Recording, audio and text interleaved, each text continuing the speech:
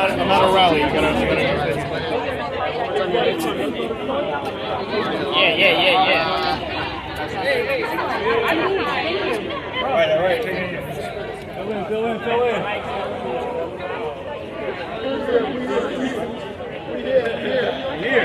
We out here. I'm here.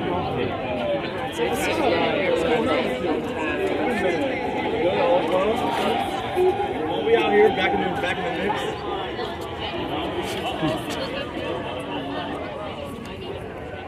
You're not gonna go up next to it? You're gonna be best man? Get up in there. Get up in there.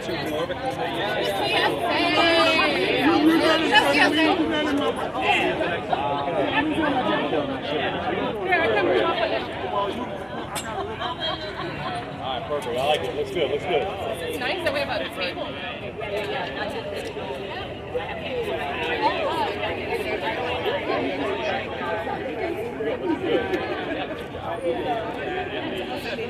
You mind taking a picture? Yeah, I got you. I appreciate you. Yeah, I got you.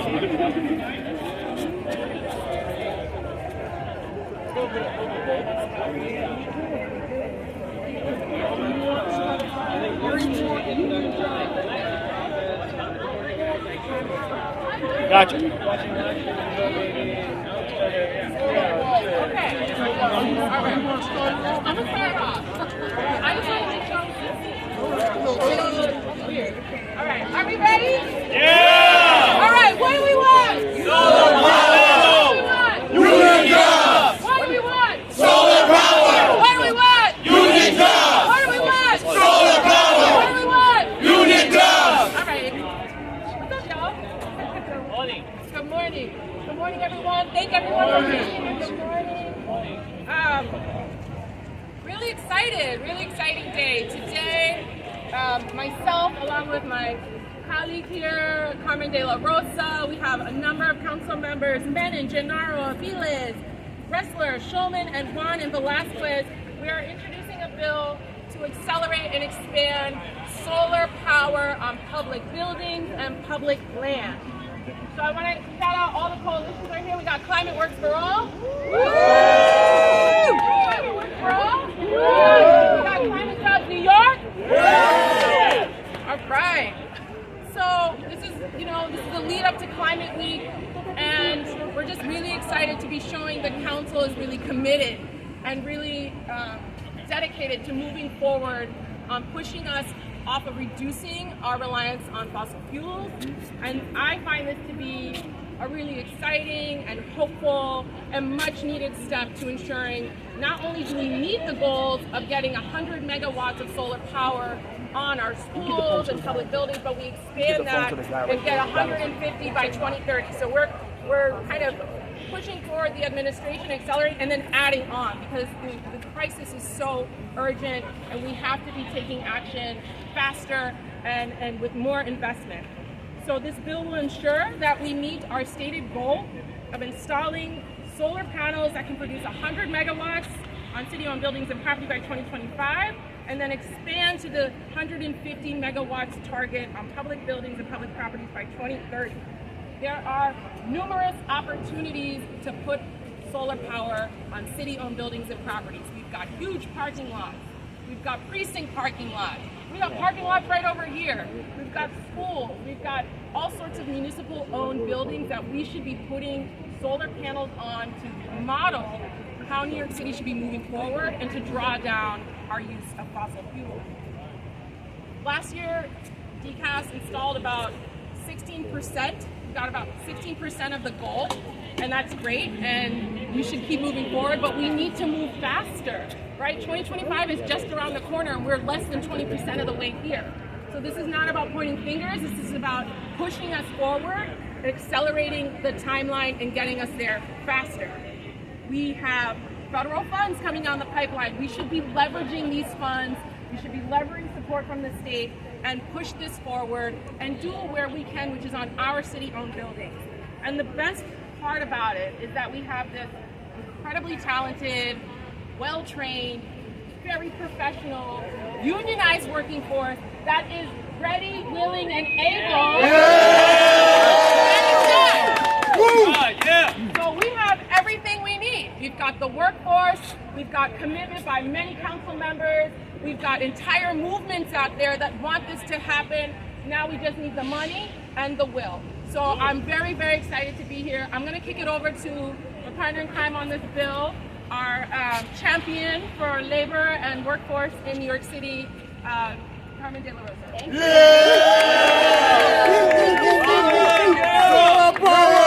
Union job! Union job! So thank you so much. Councilmember Nurse is a champion for marginalized working class people across our city, and it's always an honor to be your partner in crime for good crime, right? Good cause. Good causes across our city, good trouble across our city. Let me just say that I don't know how many of y'all have received 311 notifications in the last few days about flood watch. But my phone is full of text messages from 311 saying, flood watch today, flood watch today, flood watch today.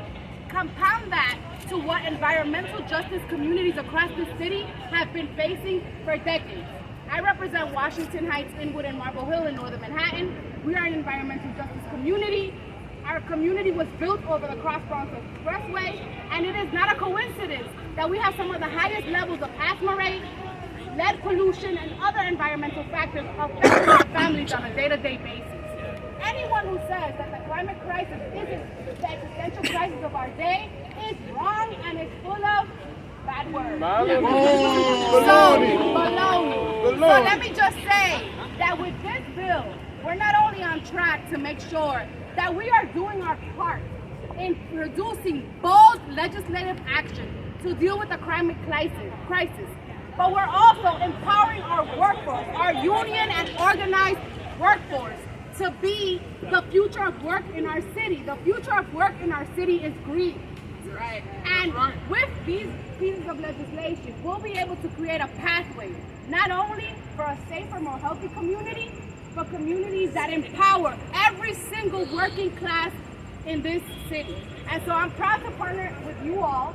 We're going to keep pushing because it takes bold legislative action for us to see progress in our city. And so I'm proud to stand as your labor chair with organized labor here today. We know that our unions are doing what it takes to train the workforce of tomorrow. Now it's time to back that up with legislative action that requires us to have a plan. So thank you, Councilmember Nurse, and I look forward to what? Union jobs? Solar power! Union jobs? Solar power! All right. Thank you, Chair De La Rosa. All right, just quick shout out to everybody who's here. We got DC 37. We got CSA. We got 32 BJ. Yeah! 32 BJ! Y'all extra. So much time. We got Local 3. We got Labor 79. Yeah! 15. We got Nizna. We got Nija. We got Baker Youth out here. We got from the Forest Rally. And a line. We got a line. Okay. I didn't miss anyone, right? Okay. All right. So next up, we're going to hear from Shravanti from New York City Environmental Justice Alliance. Climate Works for All. Good morning, everyone. My name is Shravanti Ganeka. I'm with the New York City Environmental Justice Alliance. Nija is a proud founding member of the Climate Works for All coalition, a coalition of faith-based labor unions, climate justice groups, and other community-based organizations across the city came together to fight for legislation like Local Law 97, and we continue fighting for a just transition in New York City for both workers and environmental justice communities. To combat the accelerating climate crisis that we're seeing today and relieve our communities of the burdens of air pollution, we have to be able to put renewable electricity in every technical feasible place possible. We've been far too reliant on fossil fuel infrastructure, and we know that these facilities have been located in environmental justice communities that tend to be low income, that tend to be communities of color. They're inefficient, they're aging, they contribute to various other health inequities in our communities, including asthma, cardiovascular disease, and a lot of other compounding health issues. And they add to the energy burden of low and moderate income households. So we want to move away from that as soon as possible. And so with that, we want to be able to put distributed energy storage facilities, including rooftop solar and energy storage facilities like this legislation would encourage. Installing these systems would help us maintain reliability while reducing the huge economic burden and public health costs that are related to a dirty fossil fuel-based grid. We're extremely glad that this legislation has language that will prioritize solar installation in environmental justice communities. This tells us that there is a commitment to not leave communities behind in our journey to make New York City cleaner and more resilient. NEJA and Climate Works for All have been long supportive of the 100 megawatts by 2025 goal, and we are ready to move towards 150 megawatts by 2030. The targets in this legislation are feasible. They align with the state's goal of 10 gigawatts of solar statewide, and we need to make this legislation pass as soon as possible. The goals in this legislation are also going to help us address the nexus of climate change, public health, and social inequity. And we're seeing how the Adams administration is sort of reacting on climate legislation like Local Law 97, possible delays, no strict limits on loopholes, and to that we're just going to say there is no time to waste and there's no time to lose. We have to pass legislation like this as soon as possible and move towards a renewable future. Big shout out to Councilmember Nurse, Councilmember De La Rosa, and everyone else here today supporting this legislation. We just want to make it pass as soon as possible. Thank you. Solar power! Union jobs! What do we want? Solar power! What do we want? Union jobs! All right. We're doing great. Is Lenore here? Yeah, Lenore from Climate Justice. 32 DJ! Thanks, everybody. My name is Lenore Friedlander, and I'm here today as the Executive Director of Climate Justice New York.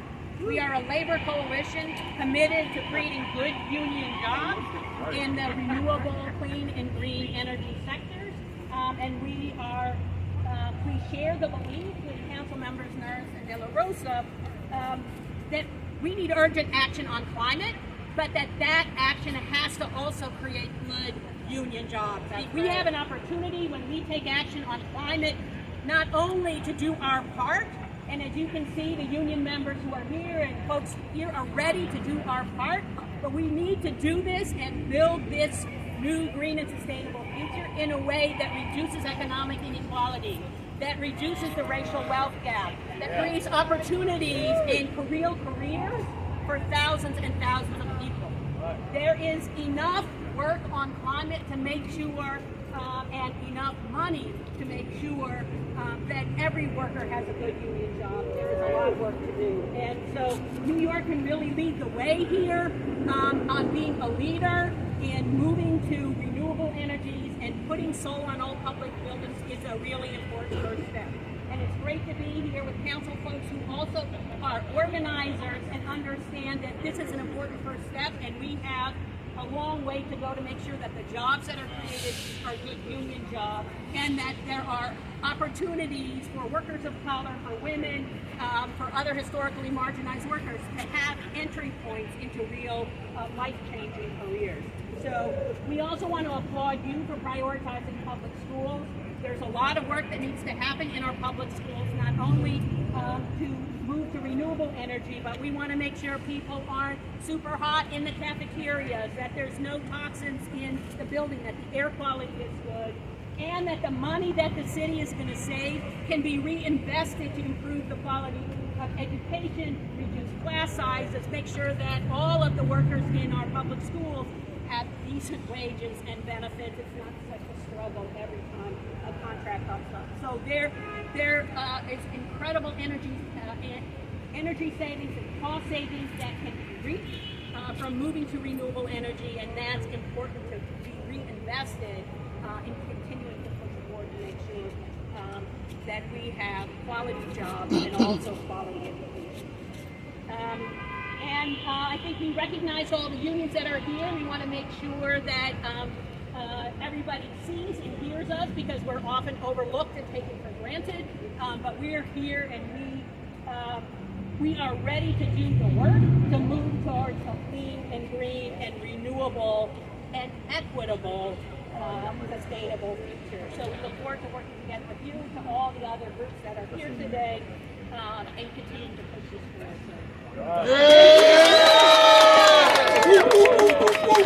Solar power! Union jobs! Solar power! Union jobs! Solar power! Union jobs! Awesome. All right, so next we're going to hear from Rami from El Puente. Thank you, Councilmember Nurse and Councilmember De La Rosa.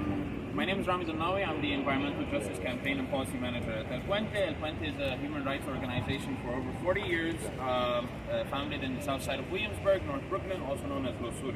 And we are a member of Climate Works for All Coalition, a coalition that understands that environmental justice has to include labor and other communities within New York as well.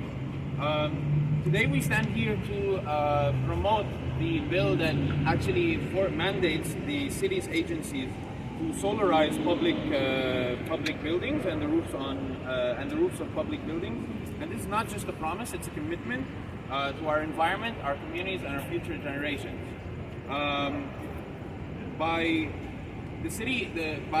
passing this bill, the city will prioritize the installation of solar photovoltaic systems in public schools, in city-owned properties, and structures located in disadvantaged communities. Because when we have to address the climate crisis, we have to address those that have been impacted by it historically.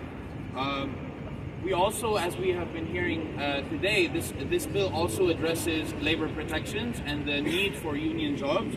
So this ensures that our commitment to environmental justice extends beyond the benefits of clean energy, but also includes the labor protections needed for employment and workforce stability.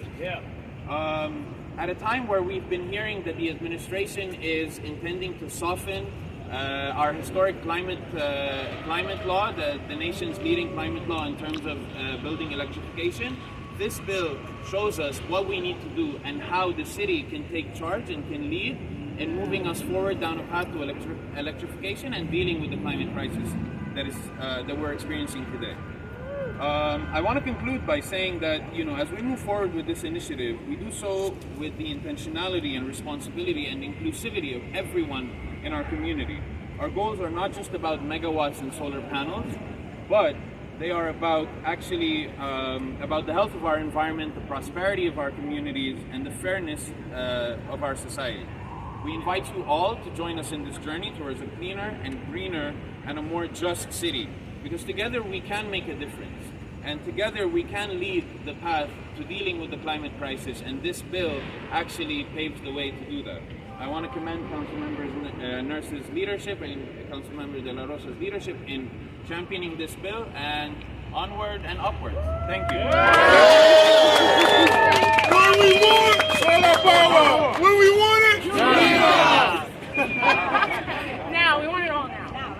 Okay, so I'm going to bring up one more speaker, but I do want to acknowledge that many council members wanted to speak today, but there's a bunch of votes that are delayed, so everyone's stuck inside. But we do have quite a bit of sponsors, and they come from all across the borough. Everyone's really excited and committed. People were like, I'm jealous of this bill. They wanted to be the lead on it. So this is a bill that people really are excited about. They want us to get to the goal. It's great if we pass this bill, but let's achieve the goal on time. Let's achieve the goal with as much union labor as possible, and then let's keep going. So just wanted to give those folks a shout out. And then I'm going to bring up Robert to close us out. Solidarity, Thank you, Councilmember Nunn. Thank you. Appreciate your help. So, my name is Robert Bernard, and I've been an 8-year member of Local 79 now. I'm also a personal victim of Hurricane Sandy, as well as many other people throughout the 5 boroughs. And Hurricane Sandy is a perfect perfect example of climate change. If you don't believe that, then I don't know what to tell you. So what happened was my situation personally, Hurricane Sandy destroyed my neighborhood. And I wound up getting employment with a union contractor, and that union contractor put me into Local 79, which was a game changer, a life changer for me and my family, beyond belief. So I'm so happy for that, and thank God for that. Yeah, basically, since I got into Local 79, I'm able to, get back on track financially. At that point in time, I was working for non-union workers, companies, and I was only getting paid $15 an hour. I was only getting paid, below minimum wage, no medical, no benefits, none of that stuff. Once I got into Local 79, I was able to just take off from there. I was off and running, and I was able to get back on track financially for myself, my family, and my kids are now in college. They're now fed well. We have transportation, we got a car, and everything's going smooth for me and my family, as well as other union members, my brothers and sisters, So Local 79 and the rest of us are here as union members because we care about what's going on, and we are here because the environment is really important to us, and we want every worker to have a good union job that gets on these jobs. Thank you guys. Have a great day.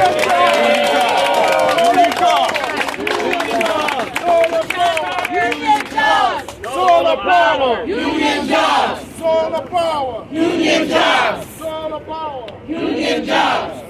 All right, so before I bring up our last speaker, I do want to give really extend my gratitude to Lenore and Gabe, and now from my team, Samori, everybody from the other council members' team, to Lucia, who's not here, who really hustled to try to make this happen, on top of the legislative division, who really helped expedite this language. I know we were down to the wire, and I just want to really thank you for lending your time and energy on this. So next I'm going to bring up Councilmember Pirina Sanchez. Good morning. Good morning. First and foremost, shout out to all of our partners who are here, my colleagues, Councilmember Nurse, thank you for your leadership to make sure that we are keeping the foot, this is a bad analogy, but bear with me, foot on the gas, right? Not on the gas, right? But we're keeping pedal to the metal to make sure that our city is moving toward renewable energy, that our city is continuing to prioritize what we know will get us to a more resilient future, right? The city has to lead. Even as our 1-2 family homes, our buildings, our large buildings across the city of New York have to be compliant with local law 97, which we have to make sure that they continue to drive toward that compliance. We also have to make sure that the city of New York continues to be a leader, right? Solar power brings resilience to our grid, it brings resilience to our energy network, and this is common sense legislation to support a goal that the city already has, the PCAS already has, but codifying that to make sure that there can be no shenanigans and that we drive toward more solar energy in the city of New York. Thank you. Solar power! Union jobs! Solar power! Union jobs! Solar power! Union jobs! Solar power! Union jobs! All right, thank you everybody for coming. We're really excited to move this forward. This is just the beginning or the middle, depending on where you count. But thank you for coming, and that's a wrap. That's it.